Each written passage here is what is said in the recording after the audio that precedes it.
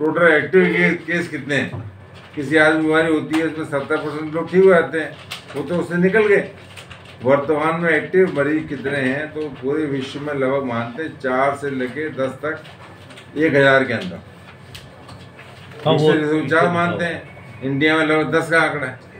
Sir ऐसी 100 में 1 हो गया। ऐसी भ्रांति थी कि जूता सुखाने से भी ठीक हो जाते हैं। बिल्कुल, बहुत बड़ी भ्रांति है इंडिया के अंदर, हिंदुस्तान में। क्योंकि कारण ये है कि बीमारी के लक्षण क्षणिक होते हैं।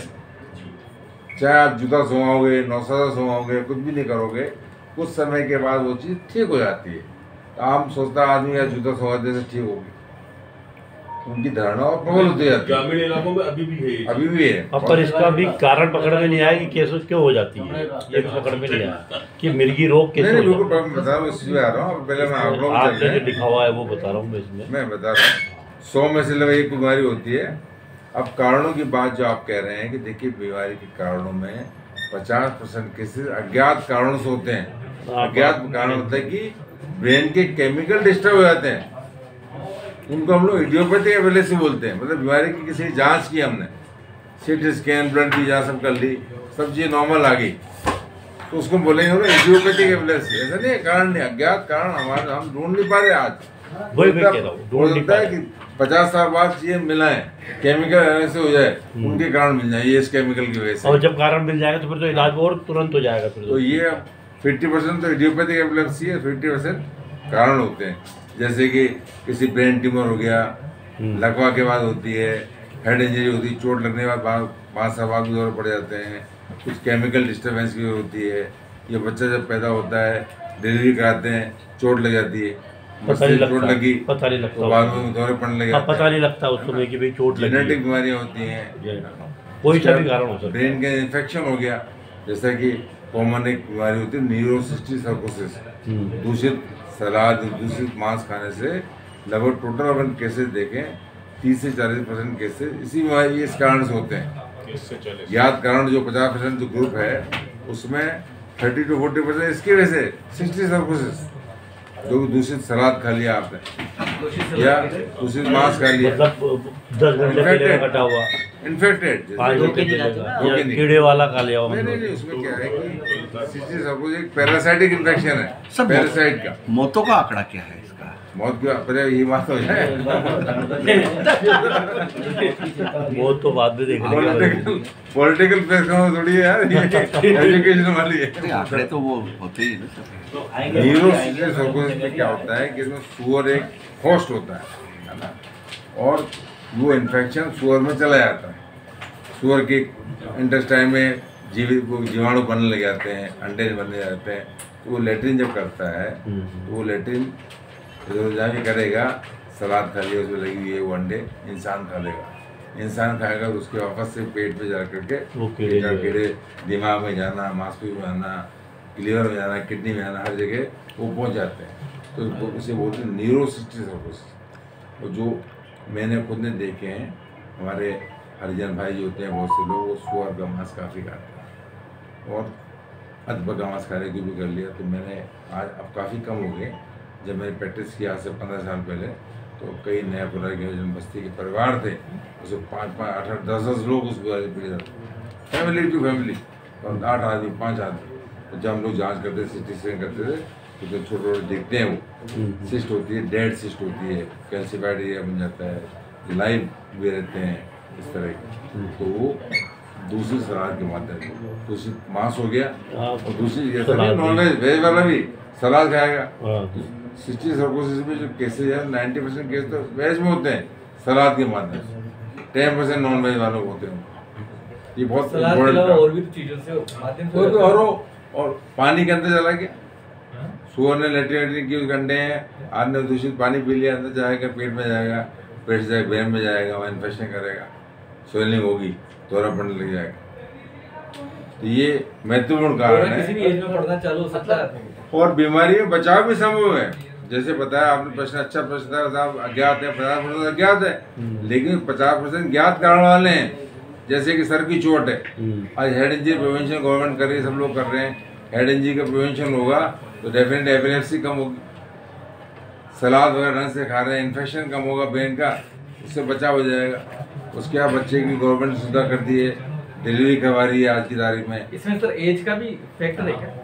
एज में क्या है कि लगभग 50 to 60% केसेस अप टू 20-25 साल तक होते हैं। अच्छा। लेकिन किसी भी बचपन में डे 1 से लेकर के 100 ईयर्स तक कारण होते हैं। कुछ भी हो सकता है। हर एज के कारण अलग हैं। बचपन के कारण हो गया जैसे कि पेरिनेटल इंजरी हो गई जन्म की, कंजेनिटल ट्रांसफॉर्मेशन हो गया, जेनेटिक बीमारी हो गई, उसके बाद एडोलेसेंट में इन्फेक्शन हो गया, हेड इंजरी हो गई, फिर ओल्ड एज में क्या होता है ब्रेन ट्यूमर, मस्तिष्क में गांठ बन रही धीरे बढ़ेगी, दौरा पैदा होता है, उससे पैरालिसिस हो जाता है। हाँ, पैरालिसिस। हर एज के कारण लगे, स्ट्रोक के बाद दौरे पड़ने जाते हैं।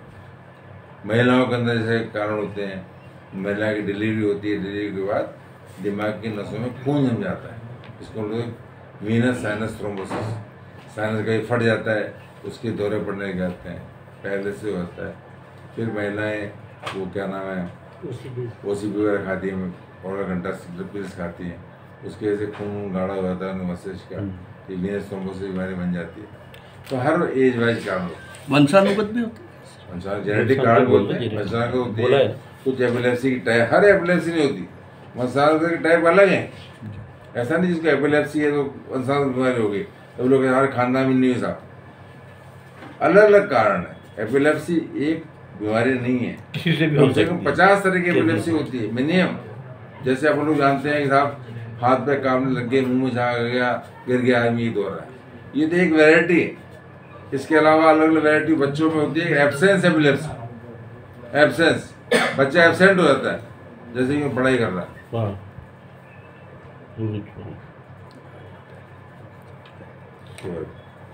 बात कर रहे हैं हम लोग, बात करते मैं एकदम शून्य में झांकने लग गया, हो जाना। फिर एकदम बात करने लगे, ये एब्सेंस एपिलेप्सी।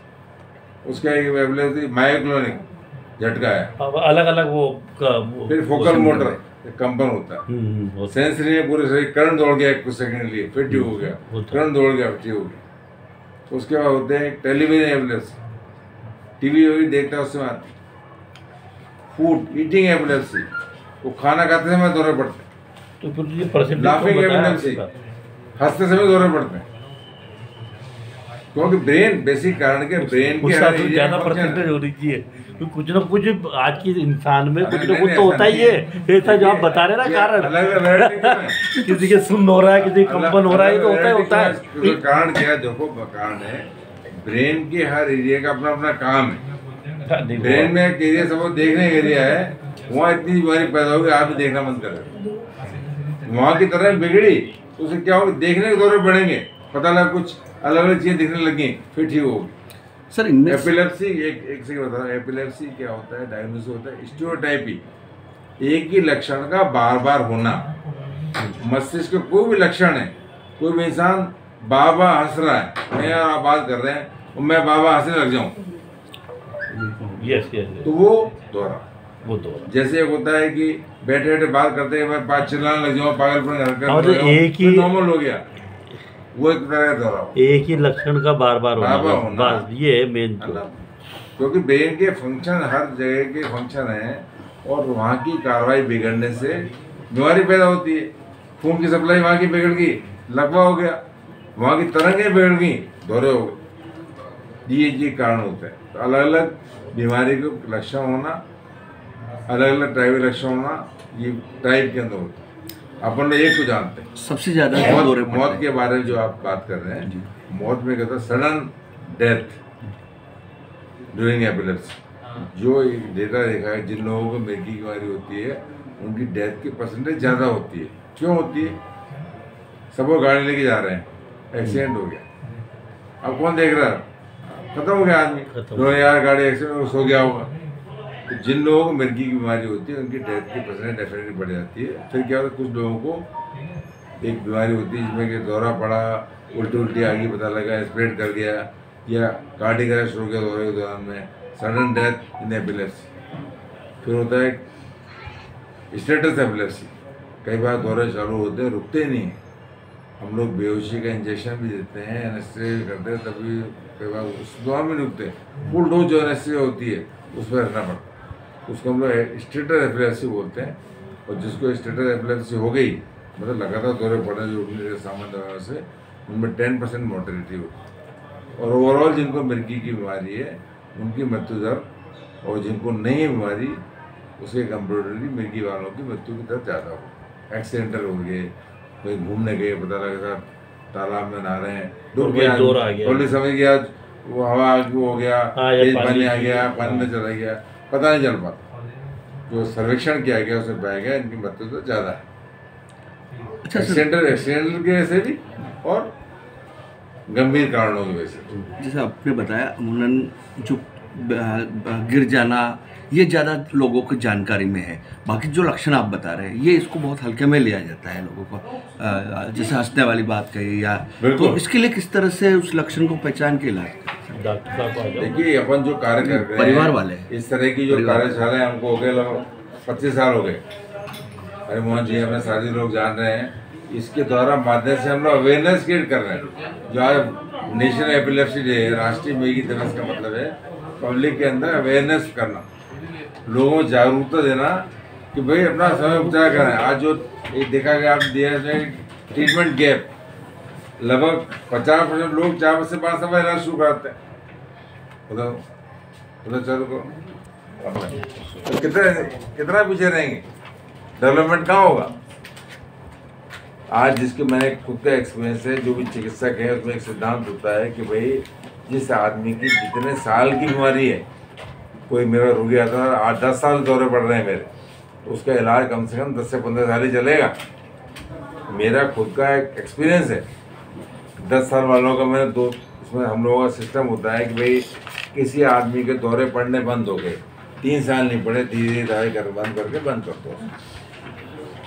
स्टैंडर्ड फार्मूला है कि सीजर फ्री होगा 3 साल तक आदमी जांच वाँच कर ली, धीरे दवाई करके 2-4 महीने बंद कर दिए, ये होता है फार्मूला।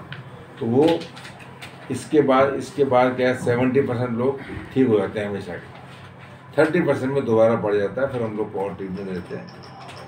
लेकिन दूसरा पहलू है, जो व्यक्ति मेरे पास आता है साहब मेरे 10 साल से दवाई चल रही है और 6 महीने में 8 महीने दौरे पड़ जाते हैं, उनकी दवाई खा रहा हूँ कोई भी दौरे पड़ जाते हैं, तो मेरा व्यक्तिगत अनुभव ये है कि जिनको 8-10 साल से दवाई चल रही है, जो कंट्रोल नहीं है उनको उतना ही टाइम नहीं, उतना ही टाइम है उससे लाइफ लॉन्ग देने की आवश्यकता पड़ जाती है। कल्टिवेटेड ब्रेन है, कोशिकाएं हैं, वो लोग दवाइयाँ जो आदमी रेट कर रहा है बाद में रेट करना बंद कर जाता है, केमिकल सिस्टम ही है ना। तो ब्रेन की कोशिकाएं ऐसी हो जाती है, दवा उसको डिमांड करने जाती हैं, जैसे हम लोग बंद करते हैं पड़ जाती हैं। ऐसे पेशेंट बहुत सारे हैं जो कि रूरल एरिया के हैं, जो 15-15 साल दवाई चल रही है उनकी। क्यों? हमने 2 बार दवा बंद करके देख ली, 3-3 साल में हमने 1 बार बंद की, फिर पड़ गया, 3 साल का ट्रायल और कर दिया भैया, फिर पड़ गया, फिर क्या ऑप्शन है हमारे पास कि भाई दवाई से कोई नुकसान नहीं, आप खाइए दवाई। क्यों? बंद करके एक्सीडेंट हो गया, कोई बात होगी। तो जितना समय लंबी बीमारी हो जाती है उतना इलाज मुश्किल होता है। और इंडिया में ट्रीटमेंट गैप है, ट्रीटमेंट मतलब कि किस व्यक्ति ने अपनी बीमारी के बाद कितने साल बाद दवाई शुरू की, 4 से 5 साल बाद शुरू करते हैं ज़्यादातर लोग। ऑलरेडी उनकी बीमारी इस स्टेज से हो जाती है कि उनको ठीक करना मुश्किल है। और दूसरी बात, जितनी बीमारी लंबी रहेगी उतनी ही फिर दवाई का प्रयोग बढ़ जाता है। और जितनी फर्स्ट लाइन मेडिसिन है सस्ती है, second line medicine, third line medicine cost बढ़ जाएगी। अब किसी व्यक्ति रोज दवाई खानी है, उसको 200 पर 100 रुपये रोज दवाई खाएगा, कितना महंगा होगा, उसमें छोड़ देता है कई बार। उसके बाद एक दवा से रुकनी है, दूसरी ऐड करते हैं हम लोग, दूसरे दिन तीसरी ऐड करते हैं, 3 दवाइयाँ हो गई और तीनों एडवांस किसी की बीमारियाँ हैं, तो कितना महंगा ट्रीटमेंट पड़ेगा। वो इसलिए छोड़ देता भी कई बार बीच में, छोड़ता है, भूल जाता है, भूल जाता है। क्या तो ये बहुत महत्वपूर्ण चीज़ है। अपन सर्विलेंस इंसिडेंस में देखें कि भाई अपनी आबादी में कितने नए केस होते हैं हर साल में, तो ये देखा गया है कि लगभग हिंदुस्तान में 75 से 150 1 लाख में होते हैं। 1 लाख की आबादी में लगभग 150 केस तो होते हैं हर साल। पूरे कोटा के अपन माने 20 लाख की पॉपुलेशन माने आसपास मिला के, तो लगभग 20,000 केस हो गए, मतलब 20,000 केस मिनिमम, और हर साल 3-4 हज़ार होते हैं। इतनी बीमारी ज़्यादा होने के बाद भी लोगों के अंदर इतना अज्ञानता है, इससे अंदाजा लगाओ कि आप ये ले जाओ कितना पर समय से पीछे चल रहे हैं। सर इसको मिर्गी का इलाज का आउटडोर ही चलता है। हाँ, एक चिरंजीवी में तो इसका इलाज 95 आउटडोर चलता है, और देखिए एक सर्वे के अंदर पाया गया 25% लोग मानते हैं बीमारी पागलपन की बीमारी है। आम आदमी उन देखते हैं बस पागल हो गया 25% लोग 100 आदमियों के खड़ा इकट्ठा कर लें 25 के अंदर पागलपन की बीमारी और 40% और उसके बाद महिलाओं की और खराब बेचारी क्या करें अपने बीमारी को छिपाना पड़ता है। हमारे लोग आते हैं साहब शादी के लिए हम क्या करें हम कहते हैं भाई देखो शादी ब्याह करो और दवा ले जाओ उनको कह दो 1 डोज रात में खा लो तो परिवार वो कुछ लोग ऐसे भी होते हैं आज के डेट में एक्सेप्टेंस हो रही है नहीं साहब ने बता दिया हमारे उनको और ने कहा ठीक है दवाई चीज़ों को देखो ऐसे भी लोग आते हैं। ज़्यादातर लोग इस कैटेगरी होते हैं उनको कहते हैं ठीक है भाई सिंगल डोज कर रात में देते रहो 1-2 साल निकल जाएँ बाल बच्चे हो जाए ठीक है उसके बाद चलो दोहरा भी जाए पता लगे कोई बात है। बहुत से केस होते हैं निकाल देते हैं घर वाले भाई के दौरा पड़ गया निकाल दिया आती है मैंने माया निकाल दिया ससुर और ने बच्चा भी निकाल दिया मम्मी निकाल दी। चिरंजीवी की जो अपनी योजना चल रही है चिरंजीवी टोटल इंडोर का ट्रीटमेंट अगर हर बीमारी बेस्ड इलाज जिनकी बीमारी है ऐसा नहीं कोई आदमी चला जाए अस्पताल में पहुंच गया साहब में घबराहट हो रही है अब मेरा पास 15 लाख तक का मामला है ग्राहक हो नहीं कंपनी है ना। आज में गाड़ी का इंश्योरेंस कराते हैं वो देते हैं डेंटिंग सिग्निफिकेंट है कैसे मिलता है किसी स्केच कर दिया होता है कर दिया हम जाएंगे आप ठीक करो और गंदे इसका नहीं मिलेगा पैसा इलाज में ही चीज़ ऐसा नहीं है और इलाज के साक्ष्य देने पड़ते हैं कि लकवा आ गया तो हमें हमारे दिखाना पड़ता है उसको ये आ गया और फोटो जाती है वो चेक करते हैं तब काम होता है। वो तो बिल्कुल जब इतना बड़ा पैसा इन्वॉल्व हो रखा है तो कोई भी आदमी जाकर अस्पताल में लेटा हुआ आराम से 5-10 दिन तक जनरल चेकअप करवा रहा है। एक इंसान को होती है फितरत को होती है कि अपन ये चिरंजीवी नॉर्मल इंश्योरेंस कराते हैं कोई भी यहीं बड़े आते हैं लोग इलाज हमारा चेकअप करवा दो हाथ तो हमारे 5,000 रुपये दे रहे हैं इसके ऐसा नहीं है। कंपनी का नियम है कि मरीज की बीमारी होनी चाहिए भर्ती वाली। कई लोग होते हैं जायज़ केस में चेक कर देते हैं कमर दर्द बीमारी हुई आया बेचारा दर्द में चला तो अपने भर्ती हो जाओ भाई उसने करा है हमारे में बीमारी आ गई वो लेटर देते हैं ये तो इलाज ओपीडी में संभव है रिजेक्टेड तो ना सब। फिर जो ग्रुप इंश्योरेंस है कंपनी वाला जैसे किसी कंपनियाँ हैं बड़ी बड़ी सीरिया में बनाना उसको 200-400 लोग कराती है तो लोग दबे हुए रहते हैं उनके पास भी कर देते हैं। इंडिविजुअल आदमी है या आप करो हम इंडिविजुअल कराएं उसमें दिक्कत आती उसमें उनका भी आकलन सही है भाई पैसा 5-7 हज़ार रुपये ले रहे हैं लाखों रुपये कैसे कर सकते जायज़ बीमारी होनी चाहिए पैरालिसिस हो गया हार्ट अटैक हो गया कोई ऐसी बीमारी हो गई उल्टियाँ आ रही हैं दस्त आ रही है भर्ती आवश्यकता है लोग मिसयूज करते तो उनका सिस्टम है डॉक्टर भी आते हैं चेक करते हैं। बहुत से लोग तो 24 घंटे भर्ती हो जाते हैं उनका ठीक है अपना प्राइवेट है ऐसा नहीं रिजेक्ट कर देते हमने ये करती बाकायदा डॉक्टर आपके साथ चेकअप करते हैं। हाँ बीमारी जायज़ होनी चाहिए।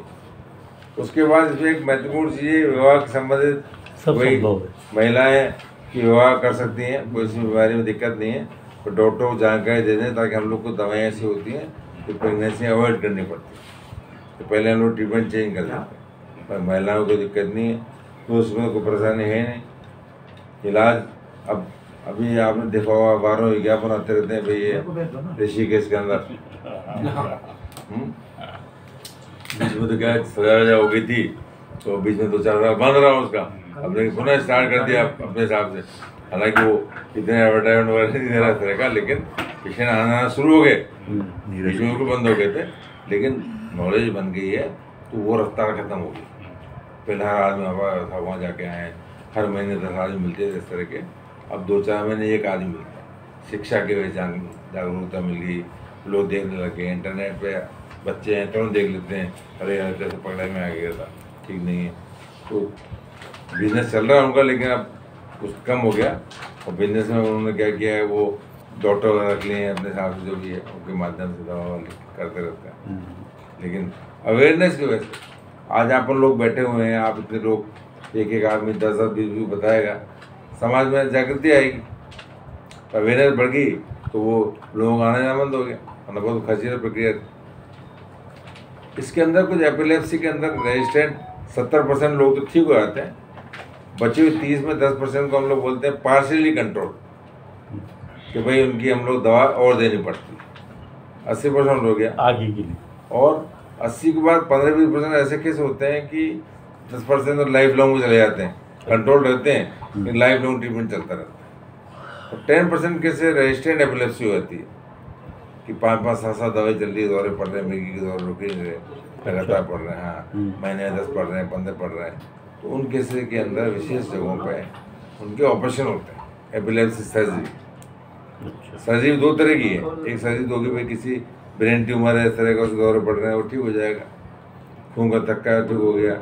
उसके बाद फिर होती है फंक्शनल सर्जरी, तो वो लोग बीमारी का पता करते हैं, बीमारी मस्तिष्क के किस हिस्से से बीमारी पैदा हो रही है, वहाँ उसको आइडेंटिफाई करते हैं, जाँच पड़ताल करते हैं, उसके बाद वहाँ पर उसकी जो भी विशेष सर्जरी होती है वो करते हैं। ये प्रक्रिया भारत में कुछ प्रमुख शहरों में उपलब्ध है, मेट्रो सिटी हो, दिल्ली, बॉम्बे, कलकत्ता, मद्रास, चेन्नई, त्रिवेंद्रम और भी बड़े संस्थान हैं, वहाँ एपिलेप्सी की सर्जरी होती है, उससे फिर उनको फ़ायदा होता है। ये नसों को वो सर्जरी किस प्रकार की होती है, क्या करते हैं, डॉक्टर राहुल न्यूरोसर्जन ने ये आपको जानकारी बताना सही। एपिलेप्सी सर्जरी में क्या होता है?